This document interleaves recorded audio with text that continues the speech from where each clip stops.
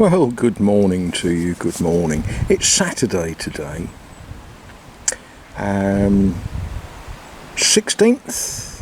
Thursday was the 14th, so yes, the 16th. I know Thursday was the 14th because the 14th, of course, is Bastille Day, and therefore a public holiday, and yeah. So if Thursday was the 14th, Friday was the 15th, today is definitely the 16th of July 2022. And it's hot, and it's going to get hotter through the afternoon, and Monday is going to be very, very hot, apparently, so we're told. So if you want a nice cool breeze, the place to sit and lick the fur on your legs is definitely the open hole in the back of the building. That catches a breeze no matter what.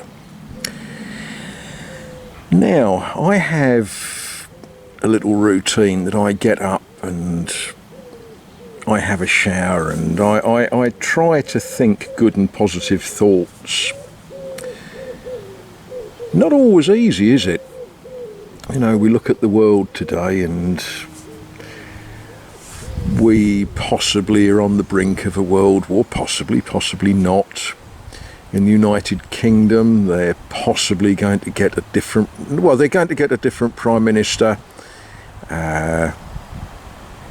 It's arguable as to the qualities that the candidates possess. Not going into that, you can argue amongst yourselves as to whether any of them are worth your vote. Yes, I'll keep my thoughts on that to myself. Anyway, as I finished my shower this morning, I had a thought come into my mind. The Latin words, de profundis.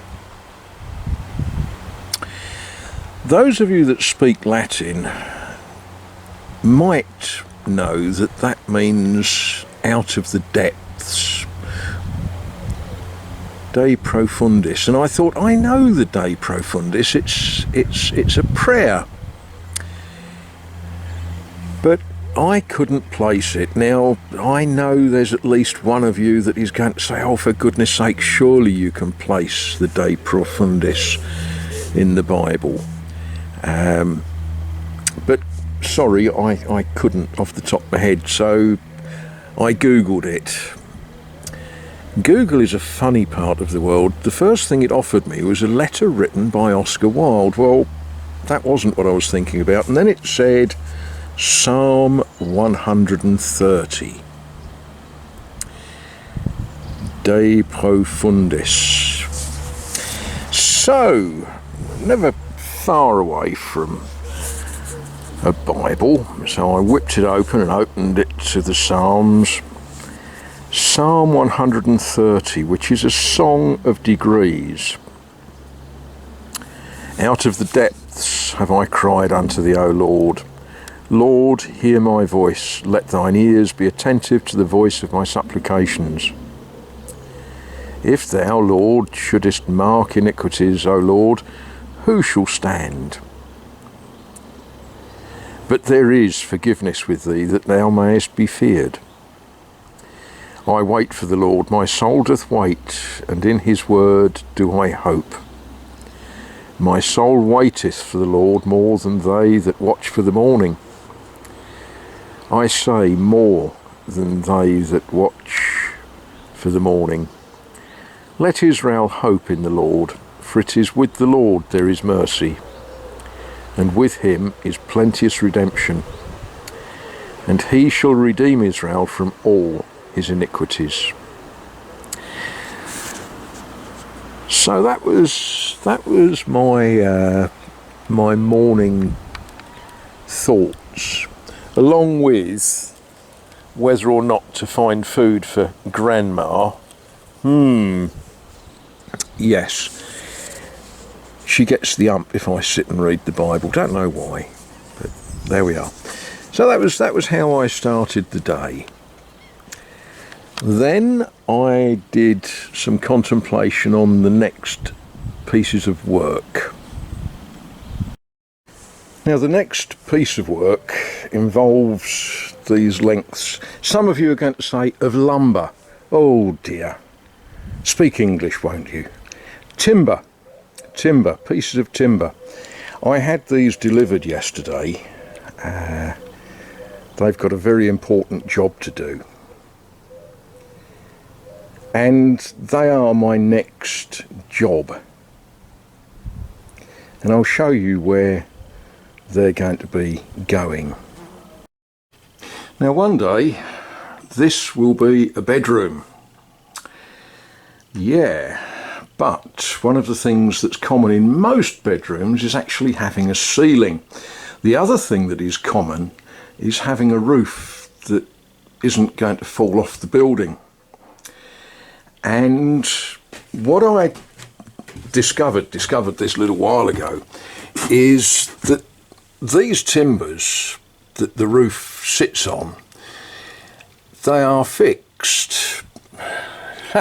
Fixed, he said, to a timber that sits on the wall. That's all it does, it just sits there.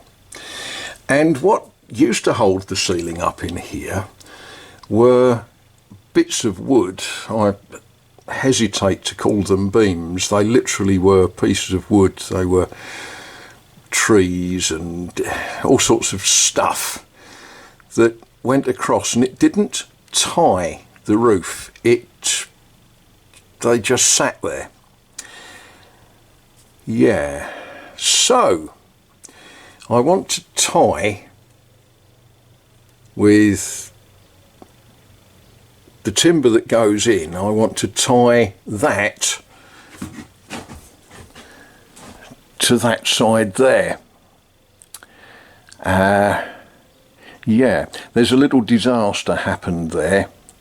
It's going to look a lot prettier in the coming weeks, but yeah, there was some interesting non-carpentry there. So these timbers go across and tie to the roof, hold it all nice and firm. And when I ordered the timber, I forgot to order the nice little brackets that allow you to tie everything together.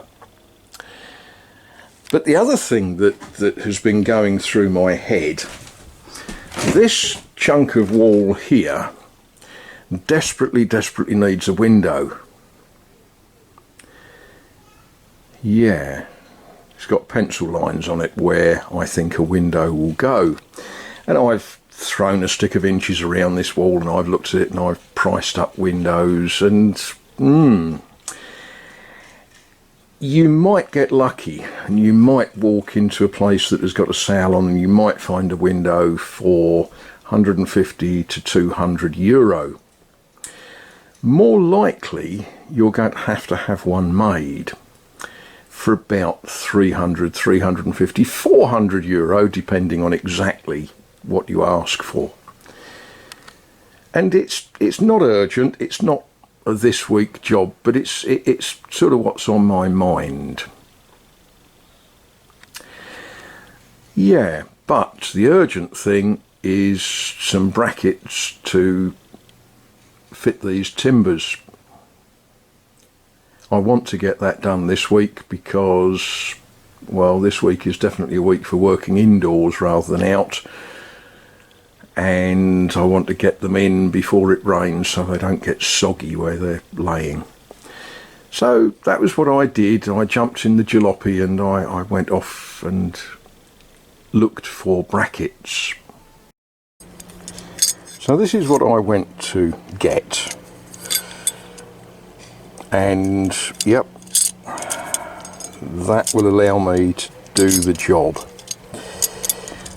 But on the way back there were signs with arrows on them, flechettes or flesh, pointing that there was a vide maison in the town of Martizet. So I followed these little flechettes, and well, If the house was in Martysay, it was on the very, very edge, and it was up some lovely country roads, well out of the way. And I got there and I wandered about, and various people said good morning to me, as they do. You know, they smile and say good morning, especially if they think they're going to sell you something. And I saw a window, roughly the right size, a window complete, frame window, complete with all the glass, all of the fittings and the shutters, and it had a price label on it, €40. And I thought, well, there's a thing. And I looked at it and I ummed and ahed, and I thought, is that the right size? You know, as you do. Am I buying junk, or am I buying something useful? And as I'm doing this, a gentleman approached me, said good morning, and I said €40 for the complete window, and he said no. He said €40 for the complete lot.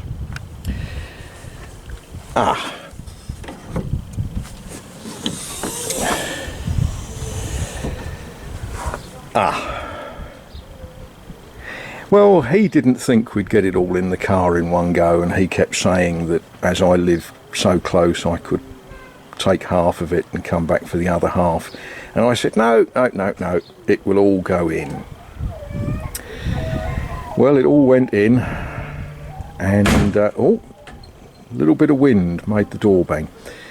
And what have we got here? Yeah. My next job, I think, is getting this unloaded before the springs bend backwards on the car. Well, this is what I thought I was getting, and I was quite happy with that. It's got a certain amount of character with that bow top, and yeah, that would nicely go where I want to put a window. And it's all there. It's, you know, the windows, all of the ironmongery, and the shutters for winter and all that sort of good stuff. So I thought that was a reasonable sort of thing. But we got all of this with it. Now I'm going to run a tape measure around some of these things, because what we've got a frame and the two windows which are double glazed.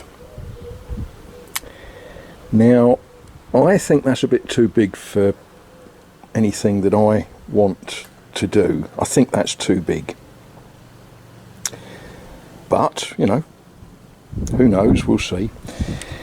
But there's this other smaller frame with two windows, and I think that is the absolute right size for a job that I will be doing,